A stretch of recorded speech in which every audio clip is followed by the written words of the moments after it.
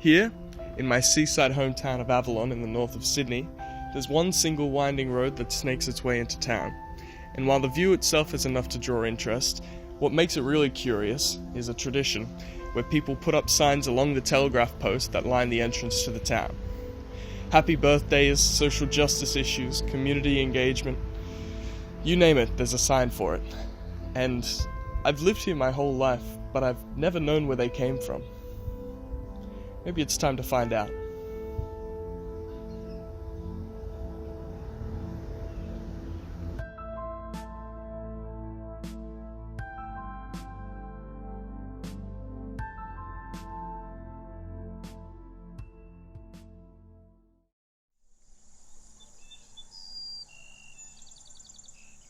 Avalon was first settled in the early 1800s when a man named Father Terry received 1,200 acres of land near the ocean in 1833. However, it wasn't until 1920 that the town received its name, when businessman Arthur J. Small bought a plot of land and named it after the final resting place of King Arthur, the mythical Isle of Avalon in Glastonbury, England, thinking that he too would one day retire here in his old age. From that time forward, the small beach town flourished into a full community. Small built the first general store, a tennis court, a golf course, as well as an accompanying mini-golf course. Now up to this time, there was one main entrance to Avalon through a dirt road alongside the Bilgola Beach. That was until 1926 when the winding road that runs to the town to this day, known as the Bilgola Bends, was approved. As most of this dated back before I was born, I decided to get some help from a local whose family played a large role in developing the town through the 60s all the way to now. Her name is Ann Johnson, but to me, she's Nan. First came to Avalon to live when I got married in 58, but we did have the shop here in 1956, I think it was. So I guess just a good little community to raise the kids then, I guess? Oh, well, the community was great. We just about knew everybody in the community, and all the shopkeepers knew each other, and that was really good. It was good times. And do you remember, the signs coming along the bends? Like when you drive through the bends and you see the signs up on the people's birthdays and that? Yeah, I don't know. It just sort of...